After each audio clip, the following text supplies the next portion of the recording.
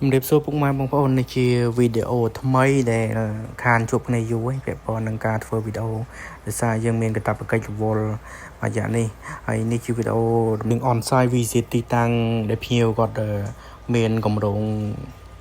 ទៅសិក្សាពាក់ព័ន្ធប្រព័ន្ធបណ្ដាញនៅលើកោះហ្នឹងហើយ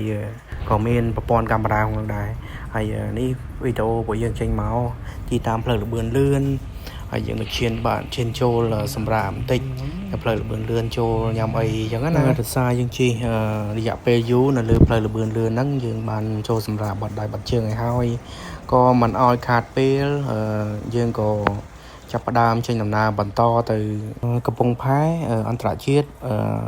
ដែលជាកន្លែងចតអូបលបឿនលឿនរបស់យើងហ្នឹងដើម្បីត្រៀមលក្ខណៈទៅខាងកោះរងជួបភ្ញៀវកុំឲ្យខាតពេលព្រោះដោយសារយើងមានពេលខ្លីព្រោះធ្វើដំណើរវាចំណាយពេលអស់រយៈពេលជិតមួយព្រឹកបាត់ហើយលើផ្លូវលឿនលឿនសម្រាប់អូបយើងចេញពីខាងខេត្តទាវិចិត្រទៅយើងជិះអូបលបឿនលឿនដែលរៀបចំដោយខាងproject ខាងគម្រោងនៅខាងកោះអញ្ចឹងអត់មានត្រូវចំណាយលុយទេតែបើសិនបងប្អូនមានគោលដៅឬក៏ visit ទៅខាងកោះរំសាក្នុងនាមជាភ្ញៀវទេសចរគាត់នឹងអាចត្រូវឆែកលុយអាចចន្លោះពី12ទៅ$15អញ្ចឹងទៅសម្រាប់មួយជើងហើយអានេះយើងមកដល់កោះហើយបរិយាកាសនៅកោះហ្នឹងគឺស្អាតមែនតើទេសភាពអីហើយសម្រាប់ឆ្នេរខ្សាច់គឺស្អាតឆ្នេរធម្មជាតិហើយ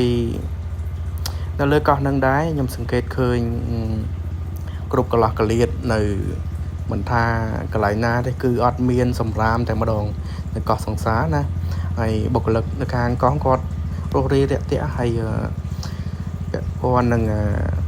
ជាចំនៅទីតាំងហ្នឹងគឺគេរស់នៅស្អាតហ្មងអត់មានឲ្យថង់ប្លាស្ទិកចូល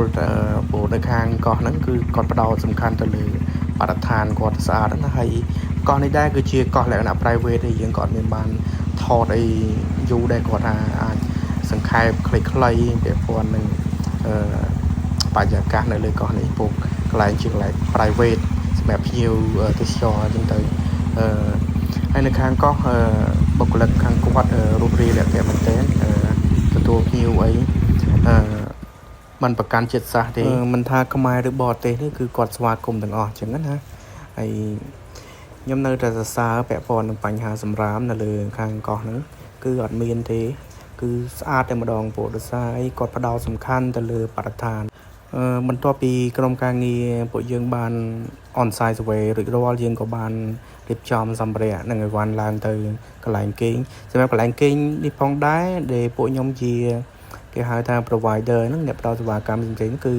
យើងទៅគេងនៅលើកោះមួយទៀតដែលគេហៅថាភូមិករណានៅខាងព្រែកស្វាយនៅលើ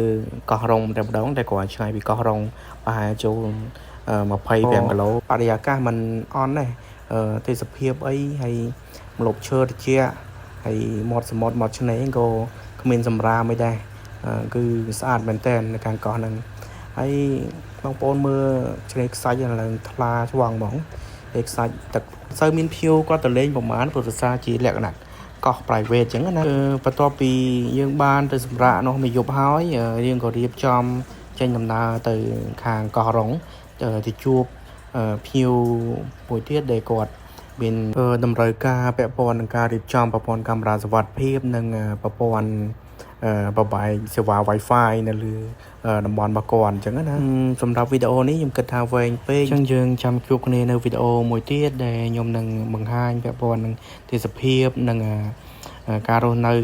ផ្សេងៗនៅលើខាងកោះរងអញ្ចឹងណាអរគុណបងប្អូនដែលបានទស្សនាវីដេអូនេះ